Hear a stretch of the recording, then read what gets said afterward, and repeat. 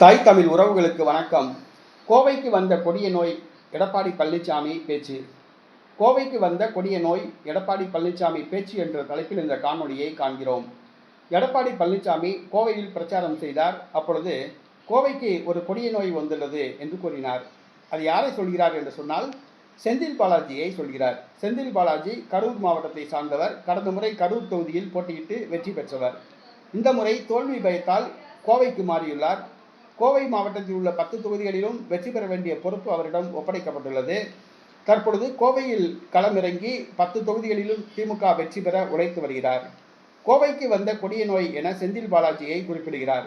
கொரோனாவுக்கு கூட தடுப்பூசி உண்டு, ஆனால் இந்த கொடிய நோய்க்கு தடுப்பூசி இல்லை அப்படின்னு செந்தில் பாலாஜியை மறைமுகமாக எடப்பாடி பழனிசாமி தாக்கியுள்ளார். செந்தில் பாலாஜி, எடப்பாடி பழனிசாமி 2 பேருமே ஒரே சமூகத்தை சார்ந்தவர்கள். செந்தில் பாலாஜி திமுகவுக்கு தேர்தல் செலவுகள் அனைத்தையும் அவர்தான் செய்து வருகிறார். திமுகவுக்கு பக்கபலமாய் உள்ளார். திமுகவுக்கு செலவழிக்க வேண்டிய நிதியெல்லாம் அவரிடம்தான் உள்ளது. இந்த சூழ்நிலையில் கோவையில் களமிறங்கியுள்ளார் செந்தில் பாலாஜி. கோவைக்கு வந்த கொடிய நோய் என குறிப்பிடுகிறார். கோவையில் செந்தில் பாலாஜி தோல்வி முகத்தில் உள்ளார் என்பதே குறிப்பிடத்தக்கது.